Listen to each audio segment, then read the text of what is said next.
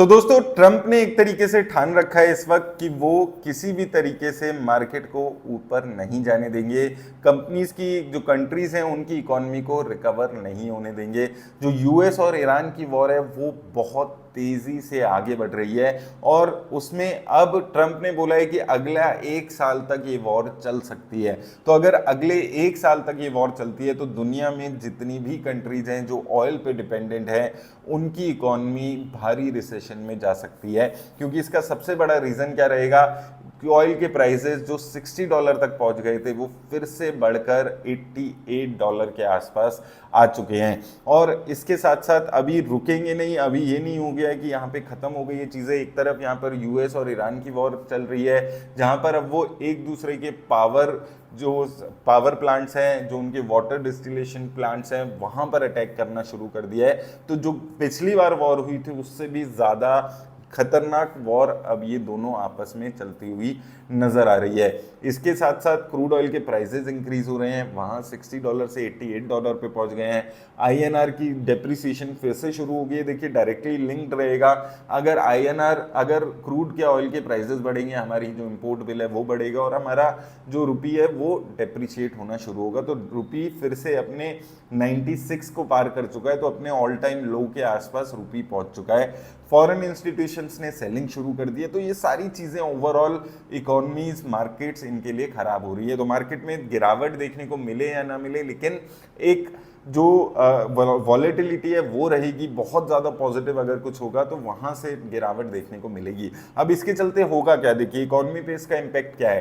पहले सबसे तो क्या होगा कि इन्फ्लेशन बढ़ जाएगी, हर कंट्री की इन्फ्लेशन बढ़ेगी। और अगर यूएस में इन्फ्लेशन बढ़ेगी तो इंटरेस्ट रेट कट पे जो बातें हो रही थी वो फिर से थोड़ी सी बंद हो जाएंगी। और अगर इंटरेस्ट रेट कट नहीं होते हैं तो ओवरऑल मार्केट के लिए जो फ्री पैसा आना है, जो सस्ता पैसा आना है, वो मार्केट में पैसा आना बंद हो जाएगा। ये सारी चीजें हैं जो लिंक्ड हैं, इस वजह से ये एक ओवरऑल नेगेटिविटी है। पहले एक बार आपको अपडेट दे देता हूं। तो देखिए यहाँ पर अभी हुआ क्या है, यूएस ने न्यू एयर स्ट्राइक शुरू कर दी है ईरान के ऊपर। और यूएस ने ये भी बोला है कि उनके 4 जो सर्विस पर्सनल हैं उनकी डेथ हुई है यहाँ पर, उनके जो सारी चीज़ें उसकी वजह से। और यहाँ पर आप देखेंगे ईरान ने बैलिस्टिक मिसाइल से यूएस एयर डिफेंसेस पे अटैक शुरू कर दिया है, जॉर्डन पे अटैक किया है। और इसके साथ साथ ट्रंप ने अभी रिसेंटली बोला है कि जो ये वॉर है वो आगे 1 साल तक चलने वाली है। Reportedly order CENTCOM to open the gate of health on Iran.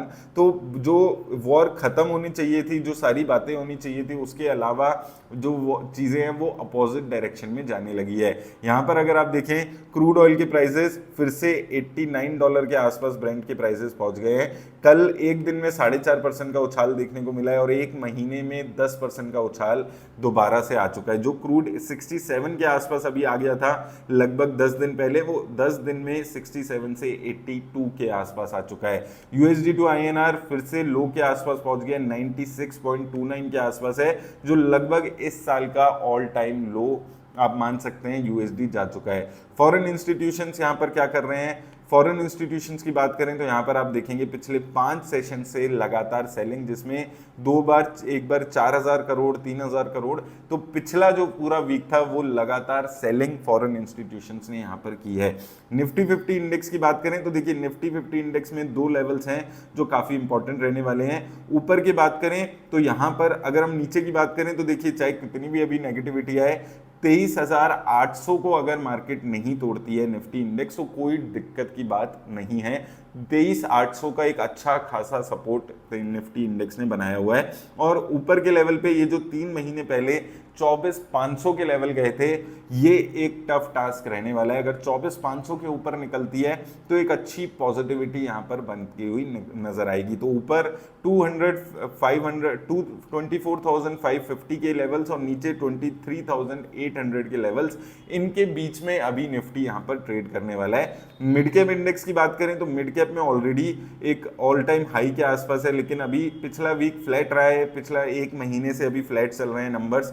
हालांकि ऑल टाइम हाई के आसपास है, लेकिन एक वीक में कुछ खास अभी रिटर्न्स नहीं देखने को मिली। सिमिलर हाल आपको जो स्मॉल कैप है उसमें देखने को मिलेगा। तो स्मॉल कैप में अगर हम बात करें तो देखिए अगर ये ऊपर रहता है 18,700 के, अभी लगभग 19,300 के आसपास चल रहा है, तो ये 3,600 के जो लेवल्स हैं ये अच्छा सपोर्ट रहने वाला है लगभग 600-700 पॉइंट्स का, और ऊपर के लेवल पे 19,400-500 को पार करने में थोड़ा सा स्ट्रगल चल रहा है। तो ये वॉलेटिलिटी, ये रेंज में मार्केट घूमती रहेगी। अगर जो ये ट्रम्प की तरफ से जो ये वॉर चल रही है ये जब तक खत्म नहीं होती। और दूसरी इंपॉर्टेंट चीज क्या है, Q1 के रिजल्ट्स, ये एक इंडियन मार्केट के लिए थोड़ी पॉजिटिव चीज होने लगी है कि निफ्टी 50 इंडेक्स की जो कंपनीज हैं उसमें देखिए आईटी सेक्टर के रिजल्ट्स आ चुके हैं, डिसअपॉइंटिंग रहे हैं। इसमें टीसीएस, एचसीएल टेक, विप्रो के रिजल्ट्स ऑलरेडी आ चुके हैं, अभी इन्फोसिस के आ जाएंगे। इसके अलावा बैंकिंग सेक्टर के कल रिजल्ट्स आए हैं और मोस्टली सारे ही बैंकिंग सेक्टर की जो कंपनीज हैं उनके रिजल्ट्स